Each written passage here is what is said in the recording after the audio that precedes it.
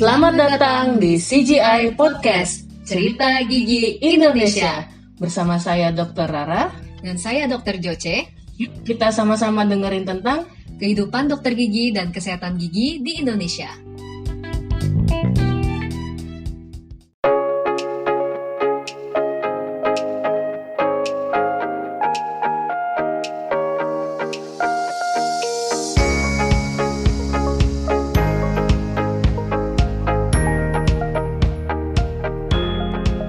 Halo semuanya, kembali lagi bersama saya Dr. Joce dan juga rekan saya Dr. Rara. Hai. Hai. Halo, di Cerita Gigi Indonesia Podcast.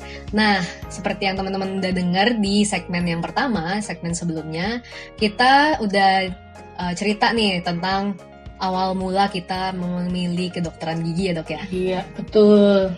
Nah sekarang kita kan juga udah jelasin kemarin perjalanan kita mau jadi dokter gigi itu sampai ke sarjana dulu, sampai habis wisuda gitu ya dok ya. Iya. Nah setelah wisuda itu ternyata belum sampai di situ dok, ternyata kalau dokter gigi itu ya.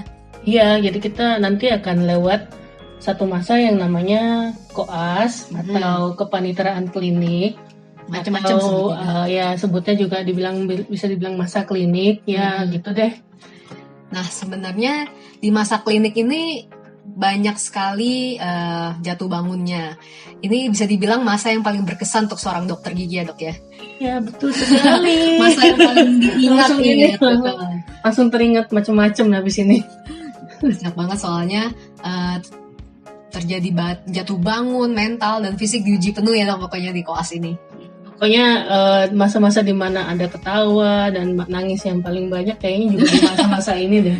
Karena ini termasuk salah satu masa yang terasa panjang gitu sih dok ya sebenarnya ya. Iya. Nah sebenarnya kenapa sih dok FKG itu harus ada koasnya? Kalau setahu saya ya, setahu saya karena kan kita ya sebenarnya sama dengan kedokteran ya, fakultas kedokteran juga ada masa koasnya. Karena disinilah masa dimana kita menerapkan ilmu-ilmu yang secara teori kita sudah pelajari waktu S1. Betul. Kemudian kita, jadi istilahnya ya kita mesti praktekkan langsung ke pasien. Walaupun ini sebenarnya bukan dibilang kan banyak orang bilang wah jadi kambing hitam kambing percobaan. Ya percobaan nih jadi kelinci aku kambingnya kelinci. Iya, jadi kelinci percobaan nih di sini jadi pasiennya. Sebenarnya nggak juga sih, karena kan sebenarnya ada dosen yang juga mengawasi, yang mengatur. Misalnya kalau kita melakukan kesalahan juga mereka akan turun tangan gitu. Betul. Jadi ini sebenarnya di mana ya benar-benar kita praktek awal sih, praktek awal menerapkan teori-teori yang sudah pernah kita pelajari, praktikum-praktikum yang kita sudah pelajari di Pantom dan menerapkannya ke manusia. Gitu. Iya benar, jadi kadang-kala emang ada anggapan kayak gitu ya dok ya, aduh ini dikerjakannya sama mahasiswa koas nih nanti kenapa-napa nggak ya atau apa. Sebenarnya malah lebih untung gitu ya dok, karena kita juga bisa bantu mereka, bisa bantu orang-orang yang membutuhkan juga, yang butuh perawatan gigi misalnya. Dan juga kita kan di bawah pengawasan yang sudah profesional, jadi sebenarnya kita kerjanya jadi lebih hati-hati, justru jadi lebih prosedural sebenarnya gitu. Yeah. Dan kalau di koas itu yaitu tadi kita setelah teori selama kurang lebih 3,5 semester atau lebih tergantung dari tergantung fakultas atau universitasnya juga. Dan setelah teori-teori yang sudah kita pelajari ya kita praktekkan di pasien yang sesungguhnya. Terus kita juga belajar gimana manajemen pasien, komunikasi dengan pasiennya, mulai dari wawancara pasiennya atau anamnesis keluhannya, menegakkan diagnosisnya, serta sampai kita melakukan perawatan kepada pasien. Jadi udah realnya gitu ya dok di koas itu. Kalau masing-masing universitas atau fakultas kedokteran gigi juga ada bagian-bagian atau departemen-departemennya ya dok ya. Jadi dibagi. Kalau dokter waktu itu ada apa aja dok? Kalau waktu itu di Unhas sih, kalau dari FKG sendiri standar ya, ada konservasi gigi, bedah mulut, prostodonsi, periodonsi, anak, kesehatan gigi masyarakat, kemudian ada radiologi dental, penyakit mulut. Oh iya betul. orto juga ada Oh. gitu kan. Tapi kita juga ada tambahan untuk belajar juga di kedokteran di fakultas kedokterannya gitu. Jadi kita stase juga di ilmu bedah umum. Terus kemudian kita juga stase di THT anak dan interna penyakit dalam. Jadi sempat ke umum juga ya dok ya? Umum.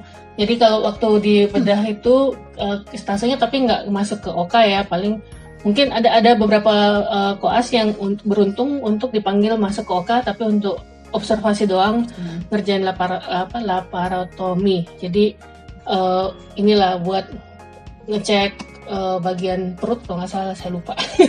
Intinya gitu. 4 minggu selama 4 minggu di UGD. Jadi kita betul-betul ngurusin yang kalau dilihat di film-film tuh ada serial IR atau apa itu yang kayak gitu, yang Grey's Anatomy gitu ya dok, atau IR. Grey's Anatomy lebih surgical sih, tapi ini IR sih yang benar-benar UGD-nya, yang pasien datang terus karena kecelakaan, terus kita mesti benar-benar lihat DCS berapa, terus tekanan darah berapa, terus belajar juga masukin infus, belajar pasang kateter, dan belajar jahit juga di jahit luka ya, di kulit ya. Di kulit bukan di mulut. Kemudian juga ngurusin obat-obat, jadi misalnya kayak obat pasien ini ada mah gitu, jadi kita mesti ngurusin, mesti ada ininya, itunya, ini segala macam. Kalau di anak waktu itu 3 minggu itu dia kita ada 1 minggu itu di NICU. Jadi itu buat neonatal yang bayi-bayi yang masih harus di inkubator gitu-gitu. Kita bantuin untuk ngasih makan yang pakai lewat hidung gitu. Jadi di apa ya, susu itu kayak dimasukin secara perlahan-lahan banget, dia masuknya lewat hidung gitu, pakai saluran, ada pipanya yang masuk langsung ke lambung gitu. Terus di interna di penyakit dalam kita juga malah ngurusin banyak pasien TBC. Oh gitu. Yang pokoknya pegang satu ruangan bangsal gitu, terus pegang juga ikut rotation, misalnya kalau ada dokter dosennya datang, terus habis itu kita laporin ini pasien ini begini sudah gini. Tiap berapa sejam sekali gitu ngecek nadi, ngecek apa gitu, ngecek infusnya juga gitu. Terus yang di THT kita juga ikutan ngelihat ini sih, ngorek kuping orang gitu loh.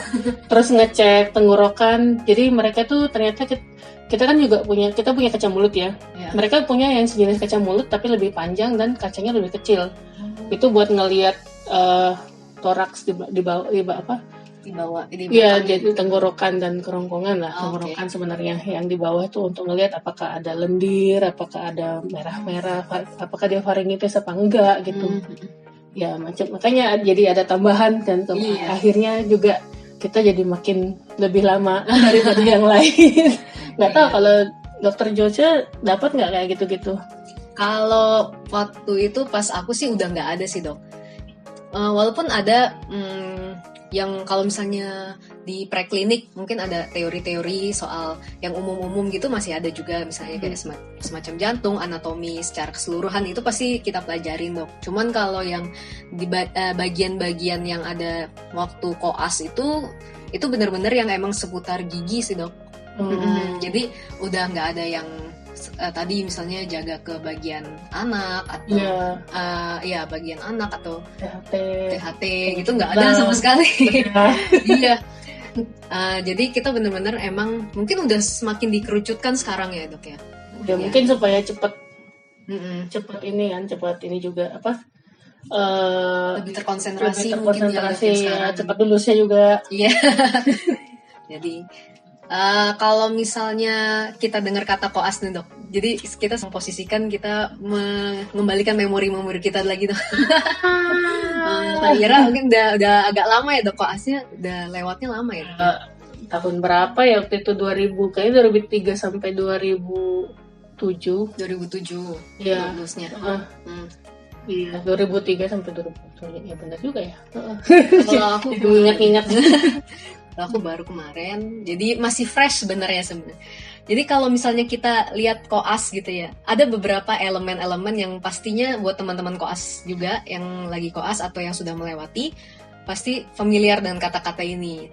Nah, ini nanti juga berkaitan dengan cerita kita tentang kehidupan dunia koas itu kayak gimana, dan struggle-struggle-nya seperti apa, dan gimana sih tips-tipsnya. Mungkin Dokter Rara punya tips sendiri waktu koas itu, apa aja yang harus dilakukan waktu menemui kesulitan-kesulitan misalnya kayak gitu. Yang pertama Dok, pernah dengar kata requirement, OTP, atau target, atau semacamnya Dok? Paling di Unhas itu kita taunya requirement ya.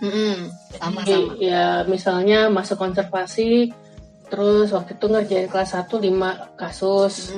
Mana kalau Dokter Joce berapa? Kelas 1 berapa? Kayaknya 2 ya kalau nggak salah. 2. Iya.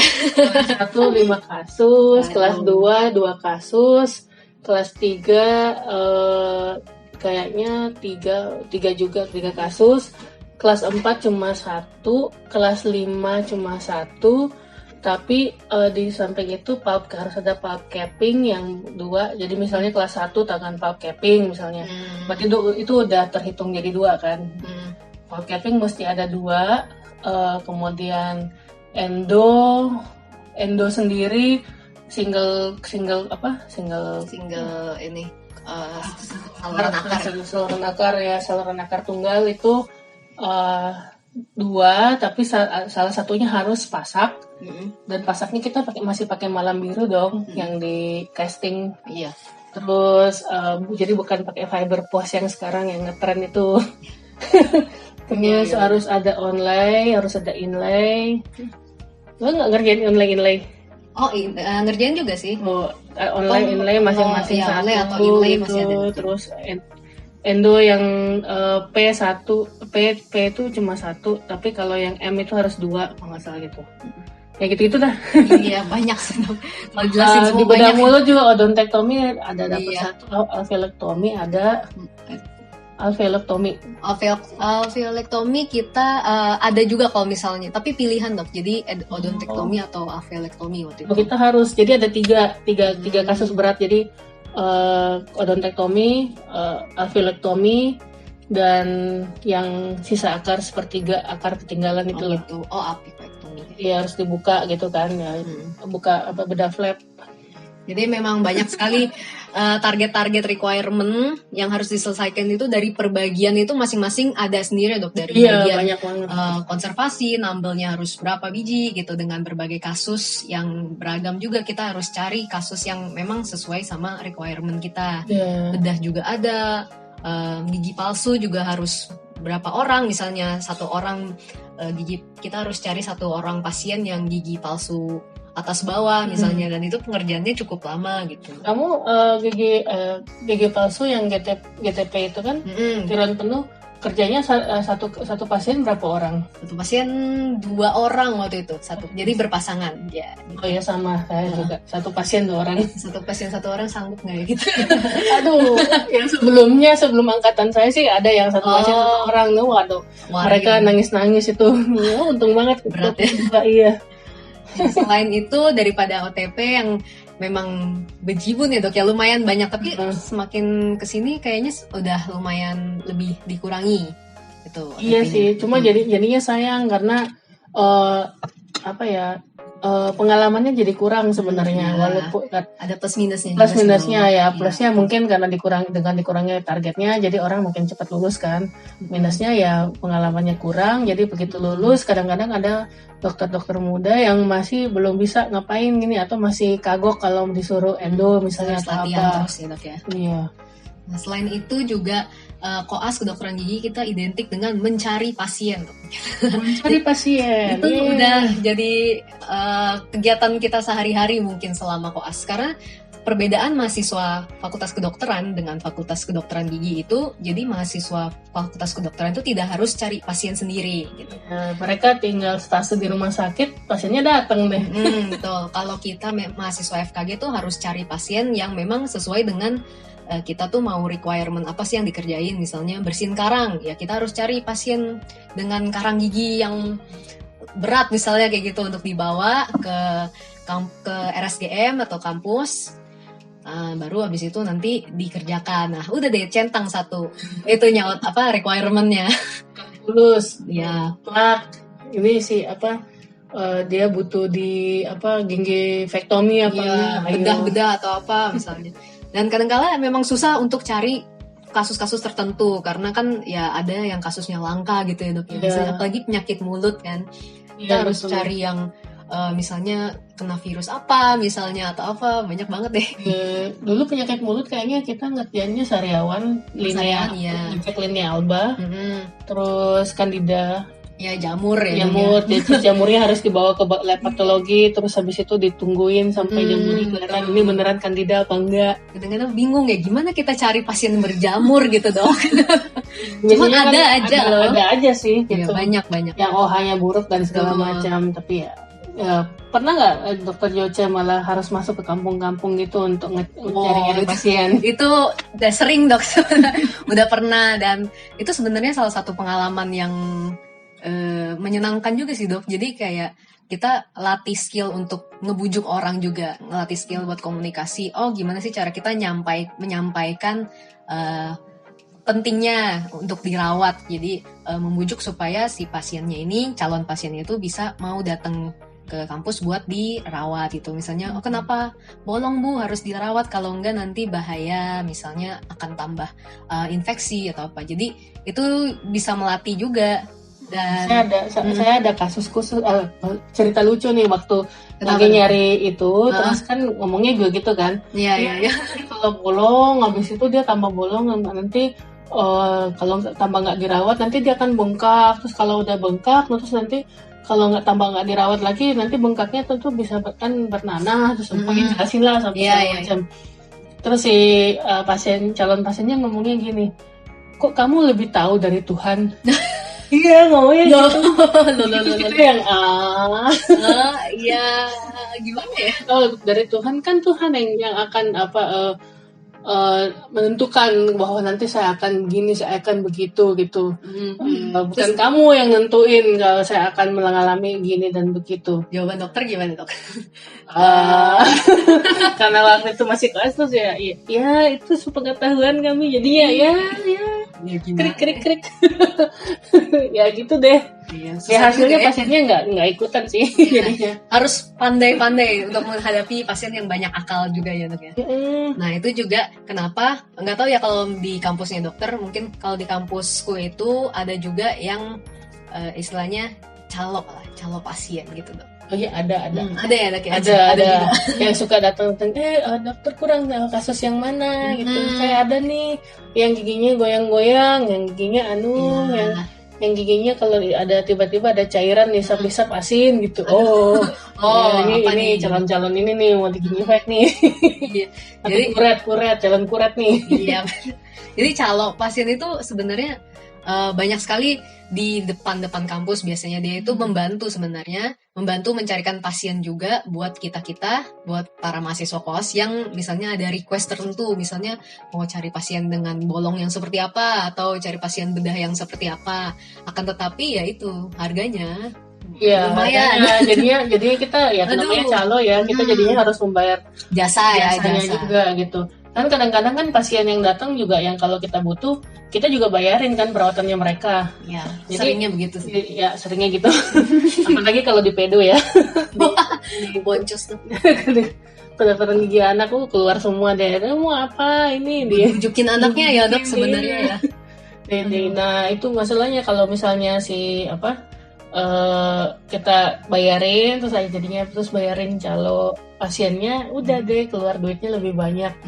Gitu. Cuman ya namanya juga kalau misalnya ini kan bisa membantu juga kalau misalnya memang kesulitan buat cari pasien sendiri, nggak ada waktu misalnya ya dok ya untuk ke kampung-kampung untuk cari pasien atau bujukin sendiri, ya bisa menggunakan jasa bapak-bapak dan ibu-ibu calo pasien. Tapi memang tarifnya cukup mahal dan ya lumayan ya dok ya. Saya bukan ini sih, cuma beruntung banget pada saat kita lagi di konservasi, terus mau cari endo ya, untuk geraham kan, untuk Graham. Terus ini jadinya tiba-tiba ada pasien yang sendirinya datang, terus dia butuh di endo. Iya. Nah itu menyenangkan banget jadinya. Iya, betul. Itu benar-benar kayak apa ya, durian jatuh gitu ya dok ya, tiba-tiba ada pasien yang memang sesuai dengan kebutuhan kita, requirement kita, dan memang bukan dari calo. Jadi sebenarnya memang enak kalau pasien yang datang sendiri dok, dari calo gitu. Dan dia benar-benar pasiennya kan, kalau endo kan kita harus butuh beberapa visit ya. Kadang-kadang nangis tuh kalau pasiennya tidak bisa datang, atau oh maaf saya harus pulang kampung, saya nggak tahu baliknya kapan. Di PHP pasien. Iya. Kalau yang memang dengan keinginan datang sendiri itu biasanya pasiennya jadi nurut. Oh iya, tanggal segini datang lagi, tanggal segitu datang lagi gitu. Ada kesadaran dirinya juga. Iya. Ya. Nah selain daripada itu kan kita juga pasti ada tempat-tempat kerjanya gitu ya dok ya. Jadi ada bilik-bilik kerjanya. Kita sebutnya dental unit. Jadi itu terdiri dari kursi giginya. Terdiri dari beberapa bilik, di mana satu kursi gigi itu bisa dipakai 3-6 orang sih. Iya, bisa lebih malah. Ganti-gantian. Nah makanya itu juga menjadi beberapa kendala gitu ya buat kita. Kalau misalnya kita mau ganti-gantian unit, terus nggak dapat unit, jadi nggak bisa kerja juga. Iya, pengalamanku tuh datang ke klinik ke RSGM. Waktu itu belum RSGM ya, kami masih klinik namanya klinik IG FKG, klinik IG Kandia. Datang ke klinik itu jam 4:30 apa jam 5 subuh dong untuk ngetek tempat. Wow. Terus perjuangan dengerin teman-teman di UI. Waktu itu kan punya teman beberapa di UI juga. Ternyata mereka malah dari jam 2 gitu. 2 pagi udah datang untuk ngetek tempat. Okay. Dan itu ngetek tempat untuk ngajar yang paling pagi kan. Jadi paling pagi waktu itu adalah 7:30. Yang ngenesnya ketika kita ngetek, terus tempat udah ada, dokter udah ada, pasiennya yang tiba-tiba cancel. Sakit hati. Ya, benar. Atau gini, tempat udah ada, pasien sudah datang, dokternya tiba-tiba nggak datang. Iya, ada urusan misalnya. Ada urusan itu apa juga. Gitu, tiba-tiba datangnya harus siang.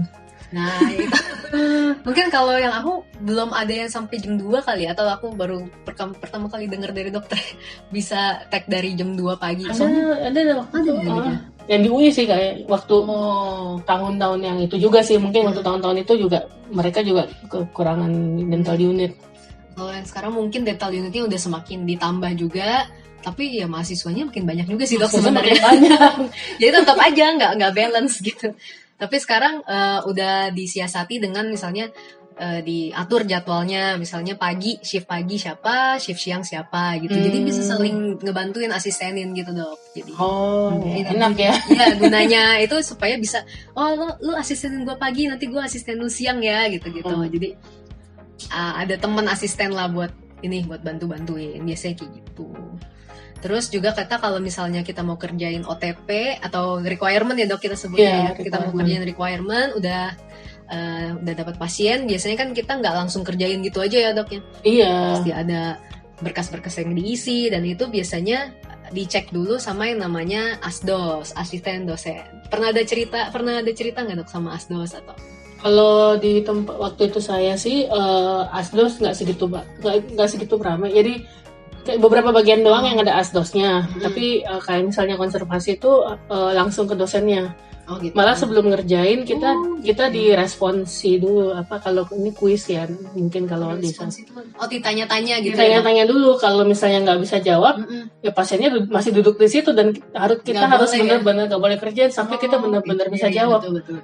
Yang paling ngenes adalah sampai di akhir hari itu kita sama sekali nggak bisa jawab, itu sama sekali nggak bisa kerja pasiennya datang dengan percuma, datang duduk di situ, akhirnya nggak bisa diapa-apain. Iya betul.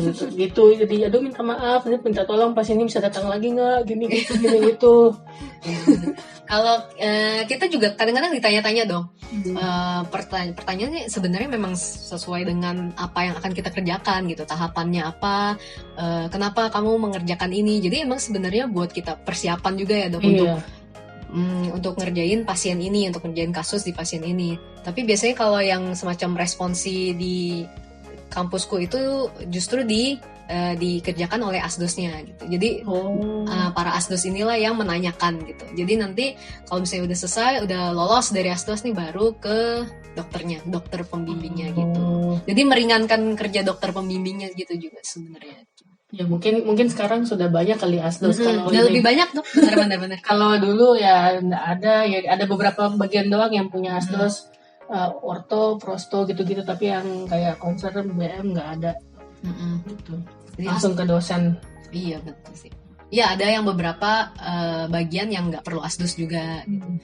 Cuman sekarang ya asdos itu sebenarnya juga membantu kita. Jadi kasih tips dan trik gimana caranya, misalnya kan mereka pasti udah punya pengalaman lebih banyak gitu ya dok ya. Selama koas mereka juga pasti udah ada tips-tips tersendiri lah untuk mengerjakan pasien kasus yang seperti ini misalnya. Jadi membantu juga gitu dok buat tuker pikiran sama mereka juga gitu, tanya-tanya. Enak sih dok sebenarnya, enak ya.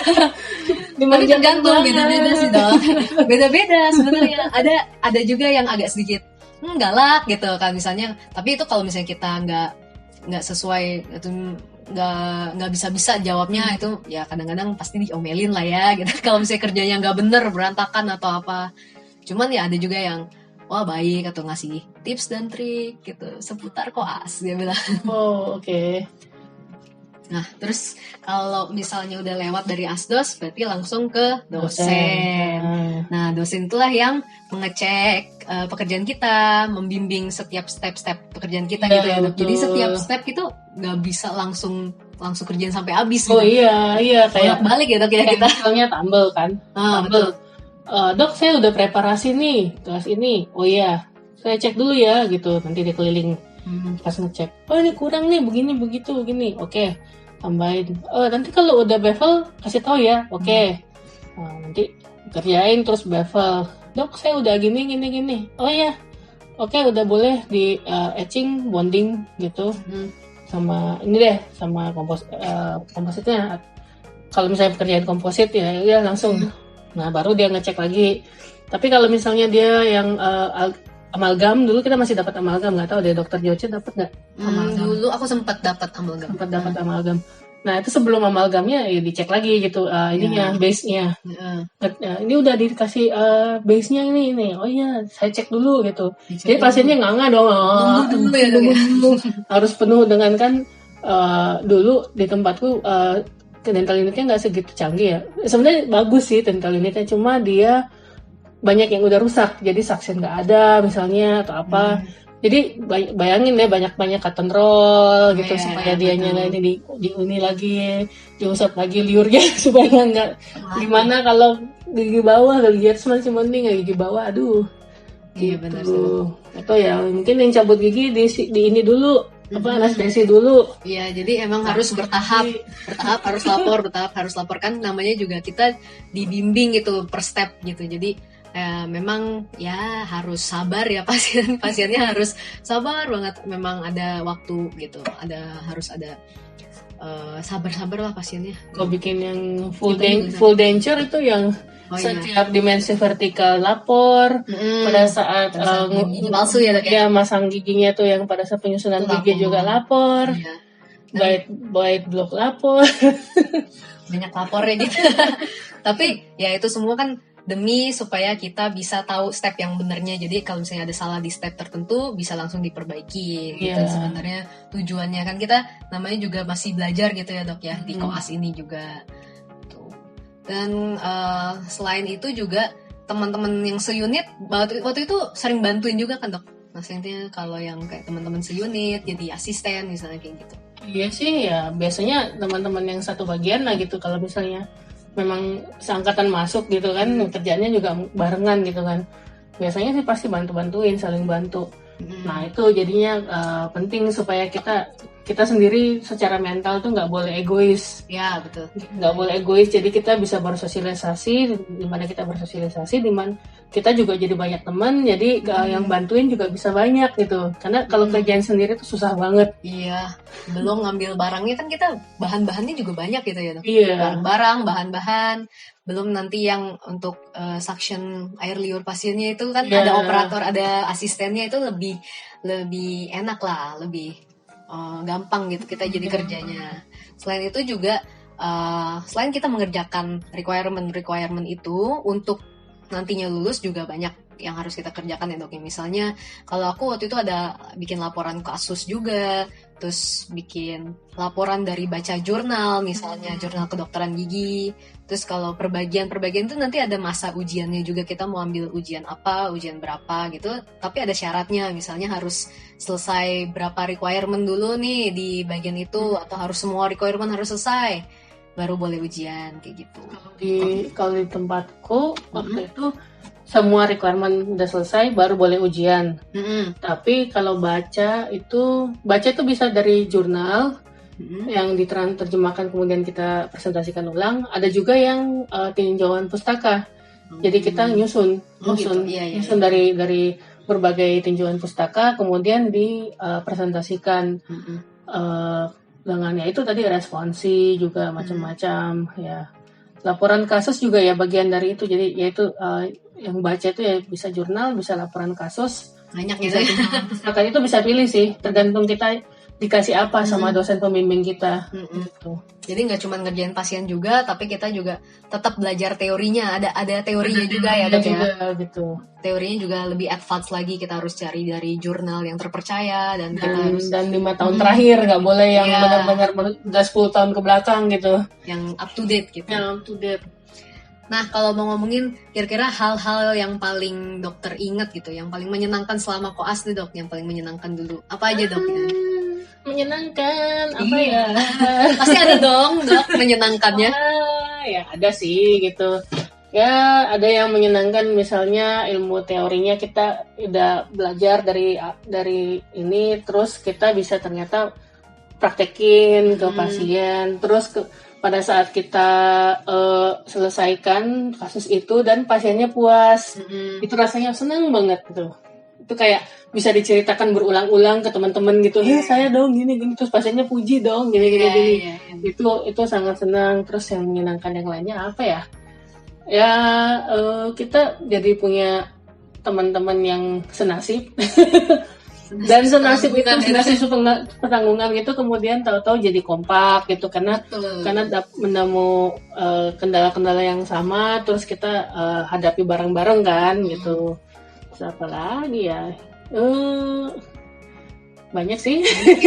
Kalau dipikir-pikir jadi lupa. Tapi sebenarnya ya masa kelas itu juga melatih soft skill juga sih dok sebenarnya. Jadi kita nggak cuma belajar teori, nggak cuma belajar tentang kedokteran gigi, tapi juga misalnya kita gimana sih cara kita negosiasi gitu, misalnya dengan pasien, dengan dosen, negosiasi bisa loh, dengan teman misalnya dengan teman misalnya negosiasi, ya bisa dong tukeran dong antrian unitnya, ya kan kamu pasiennya gini, nanti bisa nggak nanti habis ke saya deh gini, nanti bantu ya apa lah. Itu kan negosiasi juga gitu.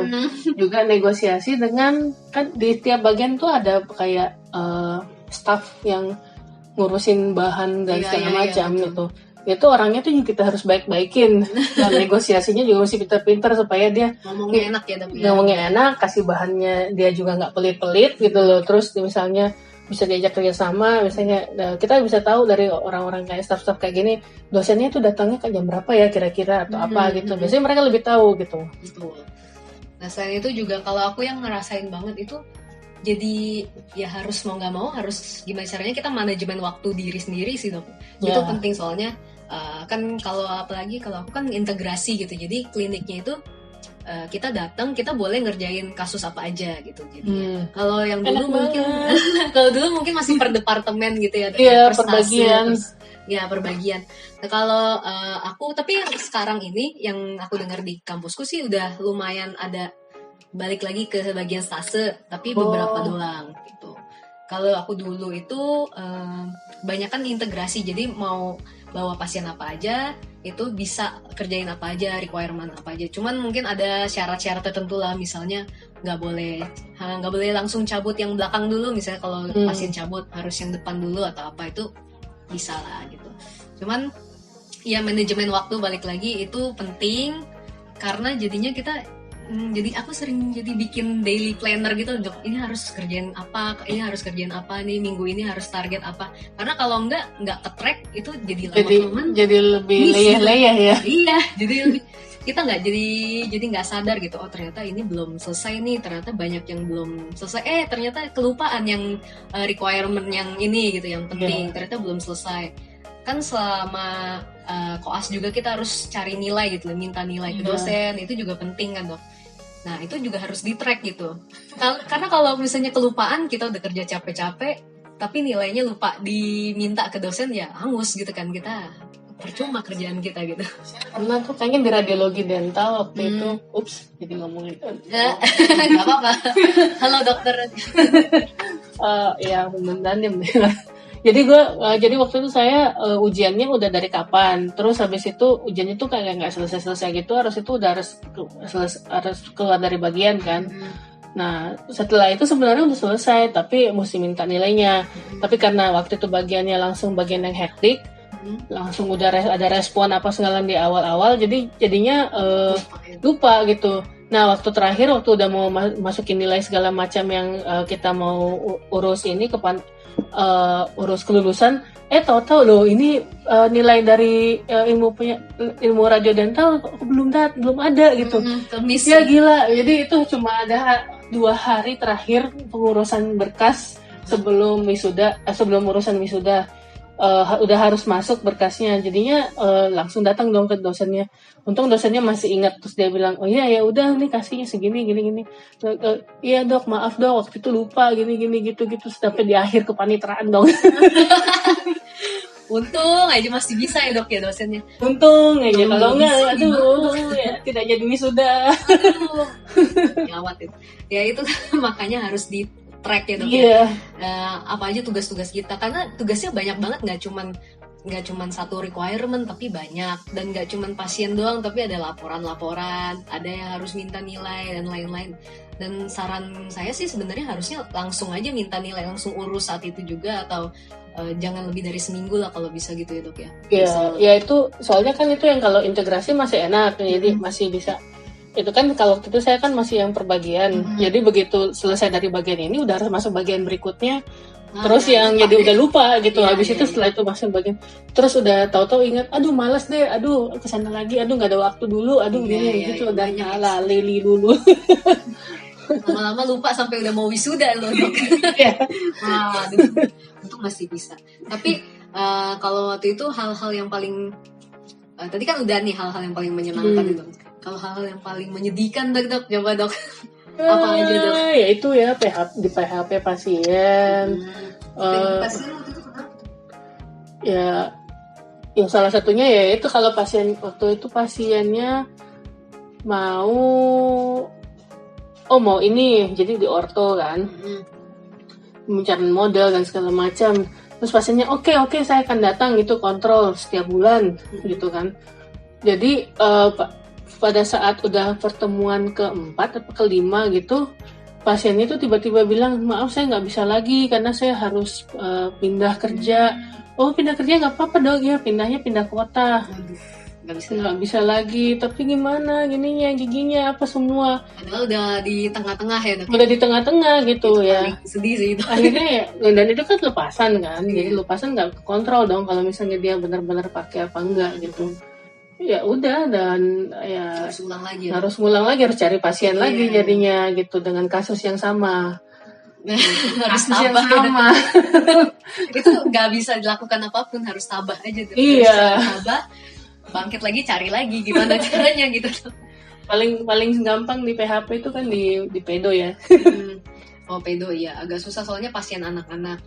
Kalau aku sih paling menyedihkan ya itu sama misalnya lagi di tengah-tengah perawatan pasien kan, kita tuh perawatan pasiennya tuh nggak sehari jadi gitu. Kadang-kadang ada yang nggak sehari langsung kelar, ada yang harus kayak misalnya gigi tiruan lengkap ya, ada yang harus bolak-balik selama beberapa bulan sampai 1 tahun gitu. 1 tahun. Kalau nggak salah gigi tiruan lengkap itu ininya Karena ada banyak stepnya ya. Iya, stepnya banyak dan harus tektokan juga kan sama pasien dan Sama juga tekniker. Ya, teknikernya juga. Jadi agak sedikit lama waktu itu. Jadi ya kurang lebih setahun itu selesainya. Dan paling sedihnya misalnya, ini bukan pengalamanku sih dok, tapi ada yang aku dengar misalnya udah di tengah-tengah, bukan di tengah, bahkan udah jadi nih gigi tiruannya, tapi pasiennya karena sudah tua mungkin sudah dipanggil Tuhan gitu. Jadi gigi tiruannya sudah jadi waktu itu pas sudah jadi. Itu salah satu. Jadinya dia ulang. Ya ulang dok. Harus ulang. Jadi ya itu salah satu suka dukanya kalau misalnya di koas kedokteran gigi tentang pasien ya bisa kayak gitu. Itu temanku juga ada sih, tapi untungnya waktu itu setelah insersi GTP-nya ya masukinnya gitu. Seminggu kemudian meninggal. Oh, temanku juga ada tuh. Tapi cuma jadi dia jadinya nggak pakai dong gitu. Iya pakai sih, tapi dipakai untuk dibawa kubur. Soalnya gigi tiruan pasien gigi tiruan lengkap kan pasti orang-orang yang sudah lansia gitu ya. Jadi iya. Memang agak ini sih. Kadang-kadang agak deg-degan juga gitu kayak kalau udah kelamaan nih gimana gitu. Tapi di balik semua kesetresan kita atau ya sedih-sedihnya kita juga pasti ada hal-hal yang bisa diambil gitu dok. Iya. Ada lagi nih yang sedih. Kalau saya ingat-ingat. Jadi kalau masuk IKGM, Kesehatan masyarakat. Iya, kesehatan masyarakat. Itu kan kita disuruh bikin penelitian ya.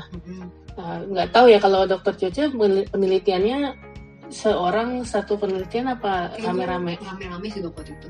Iya, ada teman UI juga dia 10 orang malah satu penelitian, enak banget. Kita satu orang satu penelitian. Oke. Capek ya? Ya capek lah. Terus waktu itu malah yang ini sedih nih sebenarnya karena ribut lagi heboh-heboh mau bikin penelitian, terus dosen ini ada bilang kalau kita bisa ikutan poster competition di Bali. Waktu itu Universitas Mahasaraswati bikin kayak seminar atau apa, terus ada poster competitionnya. Terus kalau misalnya bisa ikut itu nilainya dijamin A. Iyalah kan, maksudnya kita berani kan, habis itu sampai harus ikut ke situ gitu. Biasanya yang sebelum-sebelumnya tuh nggak ada gitu, nggak ada yang challenge seperti itu. Biasanya ya udah ini aja. Baca di depan gitu, ada yang penguji segala macam udah. Nah akhirnya ya udah terus ngurusin penelitian sendiri dengan SPSS yang begitu membingungkan. Oh iya benar. SPSS aduh tidak. Jadi ya ngurusin penelitianku sendiri. Terus saya juga ngurusin keberangkatan teman-teman. Jadi kita ada mama saya ada kenalan travel gitu yang bisa pesan kalau misalnya bawa 10 orang gratis satu gitu loh. Ya udah diurusin lah, itu malah sampai 20 orang kalau nggak salah yang berangkat. Sampai 20 orang yang berangkat, jadi kita dapat 2 tiket, jadi satu gratis buat saya, terus gratisnya satu lagi buat dosenku kan. Yang ikut berangkat juga. Terus semuanya diurus nih, udah sampai bikin poster segala macam. H-2 saya sakit. Tidak. Karena waktu itu memang sempat 2 minggu kayak nggak tidur sama sekali, literally nggak tidur sama sekali. Capean. Karena bener, iya, terus makannya udah nggak jelas kali atau apa gitu kan. H-2 saya sakit. Tadinya kirain usus buntu atau apa. Taunya waktu udah sempat masuk dulu UGD, terus dikira mah segala macam. Siangnya masih masuk dari UGD itu masih masuk lagi kampus kan, ngurus-ngurus, tapi udah pucet nih gitu. Besoknya masih masuk lagi paginya, besoknya itu terus ada hari lagi, terus harinya yang berikutnya kan berangkat. Malamnya udah sakit banget perutnya, terus panas segala macem. Pergi lagi ke dokter langsung bilang ini harus masuk nih, sekarang juga masuk opname. Waktu di USG ternyata ada usus buntu. Terus pemeriksaan darah itu ada tifus. Tifusnya masih yang para TV sih sebenarnya, bukan yang tifus yang parah gitu. Tapi ya kalau misal harus benar-benar masuk, kalau enggak ya udah. Kayak dokter bilang ini nggak bisa nih. Bisa tunda. Tapi dok saya lusa mau ke ini, nggak ada tapi-tapian, masuk. Ya udah malam itu langsung masuk. Besoknya udah pas langsung telepon ya saya nggak bisa nih gini apa semua. Teman-teman saya pada berangkat, saya nggak ikutan. tapi untungnya dosen ada ya, mereka ngerti kan, maksudnya tahu juga ini bantuin ngurusin banyak. Terus dia bilang ya udah buat Ira ini aja, nanti ada temen yang bantuin jadi menyamar jadi gua gitu. Jadi anak itu waktu itu datang sore-sore ke ruang ini kan, ruang saya di mana dirawat, terus dia yang terus dikasih tahu ini kamu kalau ditanya ini ngomongnya ini ya, ini ditanya, jadi dijelasin tentang penelitian saya. Jadi dia mesti jawab nih. Kalau misalnya ada pertanyaan dia mesti jawabin jadinya. Jadi beberapa aspek, kebetulan kan di poster tuh dulu kan masih yang bukan yang ya masih scan-scanan ya. Jadi fotonya nggak segitu kelihatan gitu loh, nggak segitu kelihatan. Kalau ini beda banget mukanya. Yang penting nggak berjilbab gitu. Oke, nggak apa-apa. Ini mirip ya, agak mirip ya, dari jauh dari sedotan gitu. Jadi ya sedihnya jadinya nggak bisa ikutan gitu. Padahal kan itu pengalaman yang penting, enak banget karena kita bisa ada pengalaman untuk ikut poster competition di mana yang lain-lain belum gitu. Yang lain-lain udah punya ini pengalaman kan, udah terbang gitu. Sekarang sampai sekarang nggak ada. Iya. Tapi yang gimana mau sakit itu tuh soalnya. Iya, makanya daripada kenapa-napa lagi gitu ya. Oh ya. Nah, kalau misalnya di koas itu kan ya sudah pasti harus bertahan hidup ya. Survival gitu. Survival, managing stress in dental koas life gitu. Ngomong-ngomong ini sebenarnya salah satu penelitian saya nih. Oh iya? Jadi penelitiannya adalah perbandingan tingkat stres antara mahasiswa kedokteran gigi yang sudah kedokteran gigi yang klinik yang di koas, yang sudah melewati 4 tahun sama yang belum melewati 4 tahun. Terus hasilnya gimana? Hasilnya jelas jauh lebih stres yang di atas 4 tahun. Iya. Dan hasilnya penyebabnya itu hasilnya adalah karena dosen dan karena sistem akademik. Aduh. Dan itu survei saya di kampus sendiri. Tadinya mau antara kampus kan, tapi kan repot nih bolak-balik mesti ke universitas mana terus kemana gitu. Ya udahlah di kampus sendiri aja. Iya. Jadi bisa jadi masukan sebenarnya waktu itu. Buat ke kampusnya ya dok ya, buat masukan yang salah gitu. Tips-tipsnya ya kalau misalnya dari dokter Joce gimana kan? Tips-tipsnya kalau misalnya nemuin tiba-tiba gagal kerja nih, tiba-tiba gagal pasien ini harus diulang lagi. Ada. Saya pasti ini dulu dok. Liburan dulu kayak ke Dufan dok. Stres kayaknya. Enggak, tapi ya itu pasti dialami lah dok. Pasti dialami sama nggak cuma saya, nggak cuma dokter Rara, tapi juga teman-teman yang lagi koas. Ya, teman-teman yang sudah melewati koas ataupun yang belum melewati koas pasti pernah mengalami itu. Dokter gigi yang udah ada pun, yang udah praktek sekarang pun pasti dulunya juga siapa sih nggak yang dan mereka mungkin jauh lebih stres lagi kali. Ya yang harus kita lakukan sebenarnya kalau aku pertama-tama tenang dulu. Tenangin.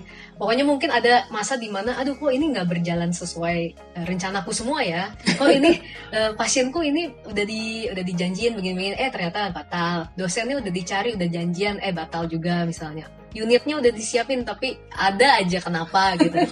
Nah ya itu tapi balik lagi kalau menurutku kita harus analisa gitu dok. Apa sih yang dimana sih kita kurangnya? Ini yang salah tuh apanya gitu? Apakah di pasiennya misalnya atau di dosennya kah? Kalau dosen agak susah ya mungkin karena jadwal beliau yang agak sulit juga mungkin di kampus. Atau dari masalah dental unitnya atau mungkin dari masalah diri sendirinya kita atau pribadinya kita yang mungkin kurang termotivasi atau apa gitu. Atau sistem akademiknya. Juga. Kita kurang tahu, tapi kalau kita berusaha melawan sistem akademik ya kita malah nggak bisa ngapa-ngapain sebenarnya, tetap akan nge-stuck juga. Jadi kita harus lebih cerdik lagi sebenarnya buat cari cara sebenarnya salahnya di mana sih. Kalau misalnya di pasien misalnya nge-stuck, aduh nggak dapet pasien nih, nggak ada terus gitu. Mungkin kalau aku waktu itu ya salah satunya belusukan dok kita, belusukan ke kampung, ke tempat-tempat lain. terus pasang poster atau apa di Instagram kan sekarang banyak tuh. Oh ya, enak sekarang kan pakai sosial Iya, media ya. Oh, siapa yang butuh perawatan gigi nanti bisa langsung hubungi DM ya misalnya kayak gitu. Itu bisa, itu salah satu usaha sebenarnya. Jadi bagus dok, sebenarnya itu positif. Iya. Atau hubungi para calon maksudnya Calo. pasien untuk membantu. Kalau punya duit banyak.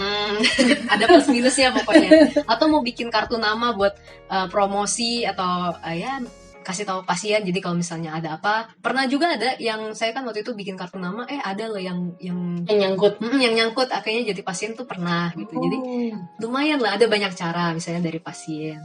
Kalau dari segi dosen mungkin harus mengetahui ya gimana maunya dosen tuh seperti apa. Mungkin lebih ke arah situ ya tuh ya. Karena dosen kan juga bermacam-macam ya. Banyak banget lah. Ya ada yang memang galak, ada yang memang dia sebenarnya pura-pura galak, tapi sebenarnya baik. Iya. Ada yang baik banget, tapi sebenarnya karena pengen belajar gitu. sih. Kalau misalnya dosennya terlalu baik, oke, dia baik sih, tapi dia jadinya yang nyangkut di kepala itu nggak segitu banyak. Justru yang galak itu malah pelajarannya tuh nyangkut banget. Karena under pressure terus jadinya wah keinget-inget mulu.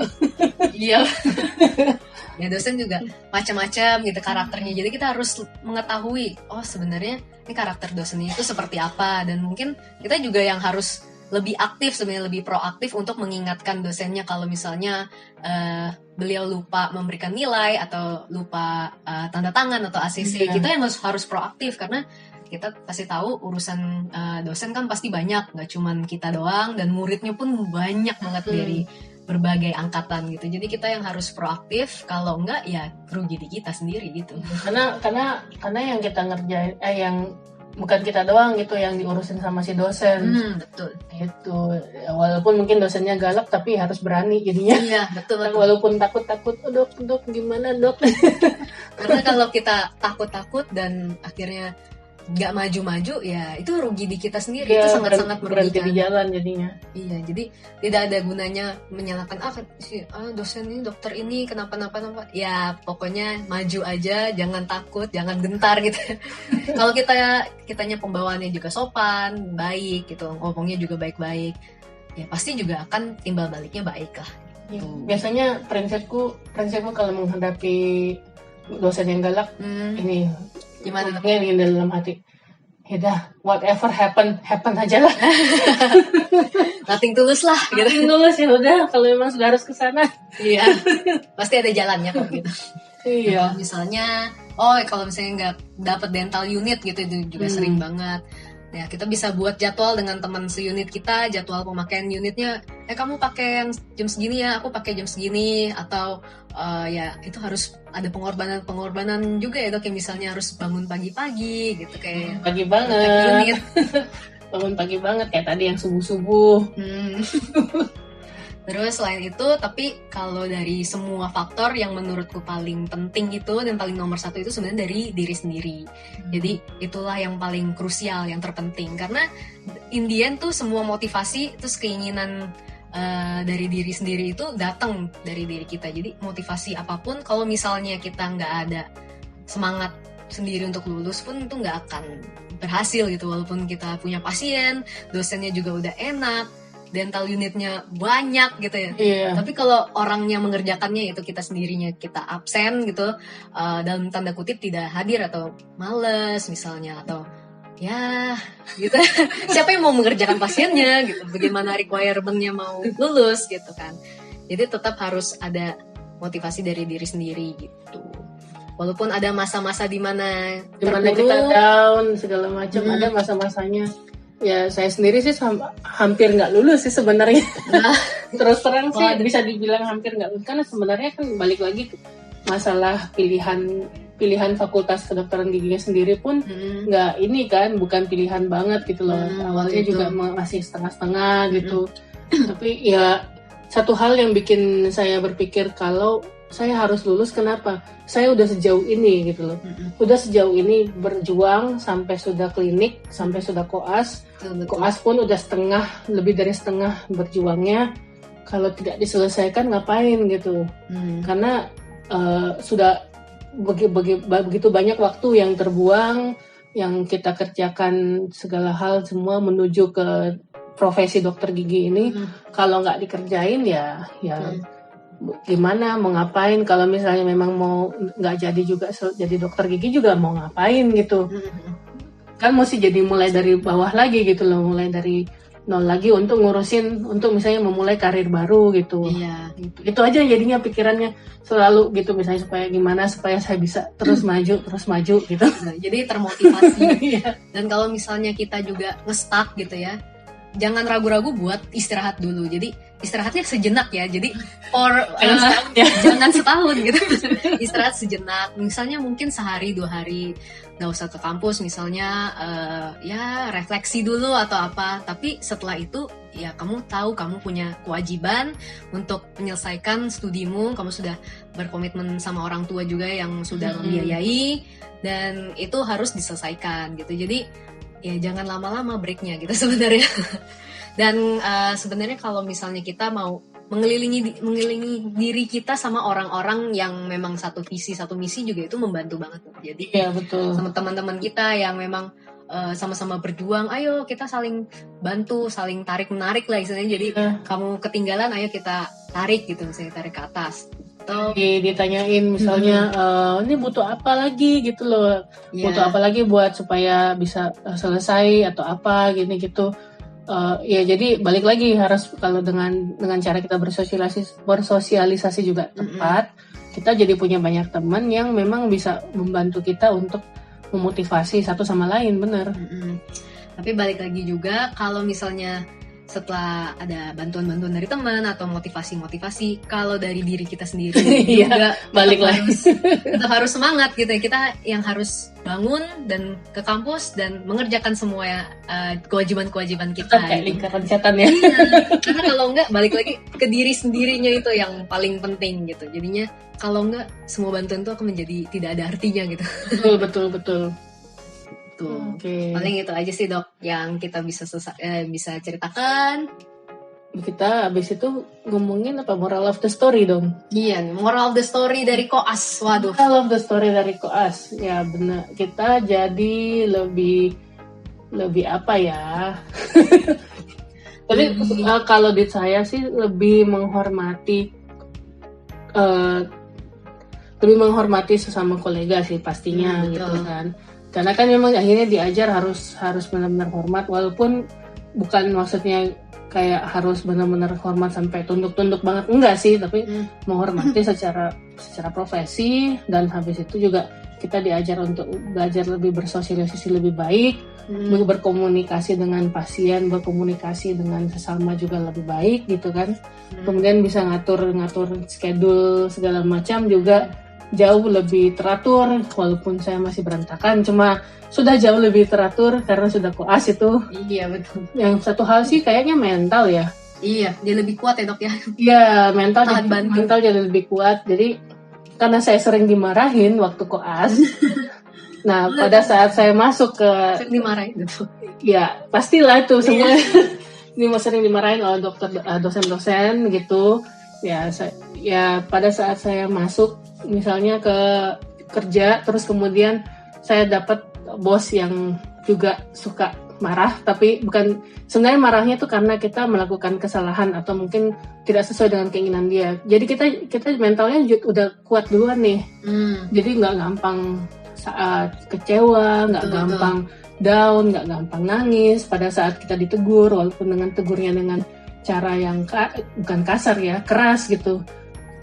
Udah pernah dapat duluan gitu, jadi udah ya udahlah gitu aja gitu, udah lebih gampang menerima gitu. Menurut Dr. Joce? Kalau dari aku sih mungkin yang paling aku ingat itu ya apa ya, istilahnya hidup itu proses dok ya. Jadi melalui sekolah FKG ini karena prosesnya panjang ya, mulai dari itu 3,5 tahun, mulai dari preklinik 3,5 tahun, terus kliniknya juga panjang gitu proses yang harus dilalui. Ya itu semua proses, tapi nantinya pun itu proses yang akan menyiapkan kita buat kedepannya. Bahkan sekarang ketika sudah jadi dokter gigi baru pun tetap ada proses yang harus dilewati buat nantinya makin baik lagi, makin baik lagi, makin baik lagi. Jadi tetap memang harus belajar, berlatih terus, dan itu karena itu semua proses, walaupun ada kegagalan pasti kan dok. Iya. Tapi itu sebenarnya bukan kegagalan gitu. Itu jadi kayak dari kegagalan itu adalah kesempatan kita buat belajar, buat tahu oh ini salah kita di sini, oh ini ternyata nggak bisa nih diginiin, atau oh ternyata ada cara yang lebih mudah. Jadi kita bisa belajar lebih banyak sebenarnya dari kegagalan, bukan dari keberhasilan. Iya. Jadi sebenarnya selama koas gagal itu ya Sebenarnya sebenarnya ada bagusnya juga. Sebenarnya kurang seru kalau misalnya mulus-mulus aja. Mulus-mulus aja. Jadi kan nggak tahu gitu kalau ada kendala ini itu jadi panik gitu kalau misalnya nggak tahu apa-apa. Kalau kita ada banyak, jangan juga terlalu banyak gagal sih, tapi ya kalau ada kegagalan di antara hal-hal yang kita kerjakan selama itu ya itu tadi balik sih dokter Joce bilang ya, yang banyak ini trik dan tips, jadinya kita tahu gitu, yang kita bisa sharing di kemudian hari juga loh kepada teman-teman juga. Jadi jangan takut buat kegagalan, jangan takut buat mulai. Aduh takut nih kalau misalnya aku lakuin ini nanti malah gagal lagi, ya kan kamu belum tahu, dan kalau misalnya gagal pun kamu akan belajar lebih banyak lagi daripada nggak memulai apapun. Gitu. Bagus ya moral of the story-nya ya. Semoga bermanfaat ya buat teman-teman semua yang mungkin lagi koas, mungkin lagi mau mulai masuk koas, karena ada juga di kampusku sih udah ada yang mau masuk koas juga. Mereka perlu dengar nih. Buat tahu tips and trick apa yang akan dihadapi di koas ya. Jadi, nah sekarang kita ngomongin tentang segmen berikutnya. Aduh, segmen berikutnya apa nih dok? Kira-kira bocoran segmen berikutnya topiknya lebih umum.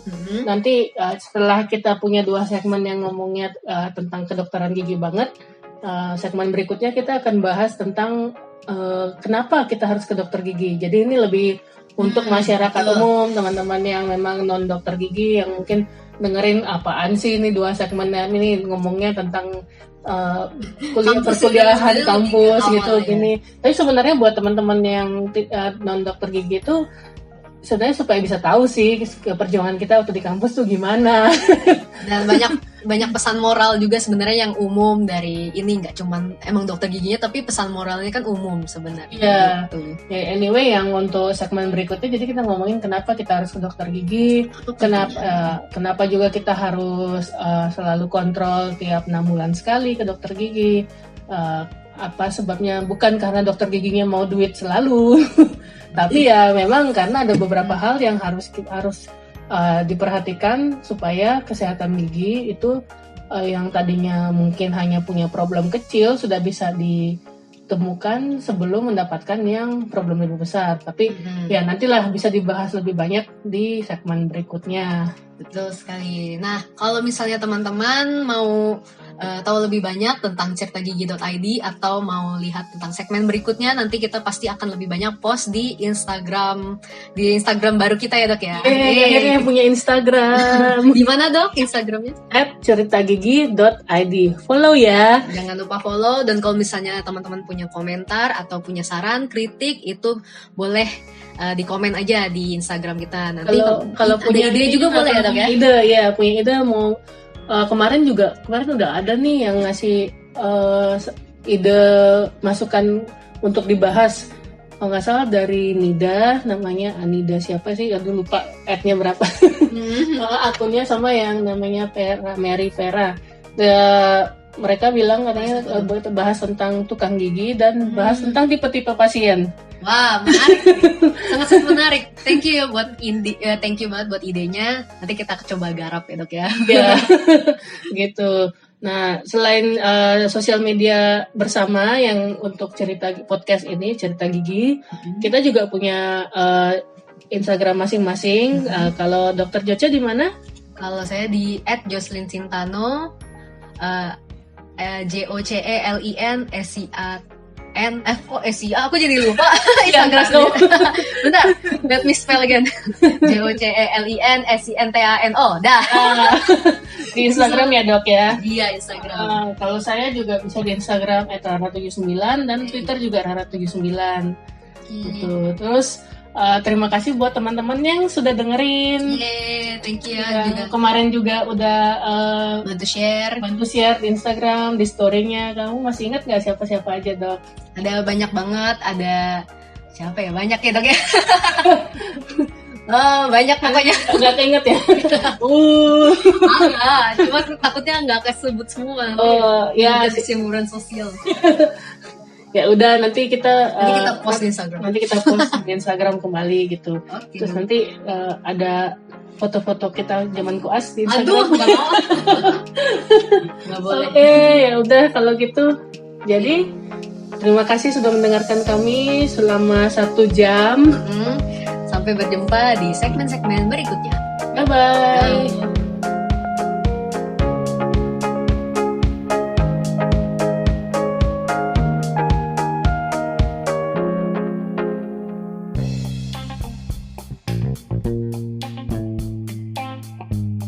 Cerita Gigi Indonesia Tempat curhat dan edukasi dari Dokter Gigi Indonesia kepada teman sejawat dan masyarakat umum.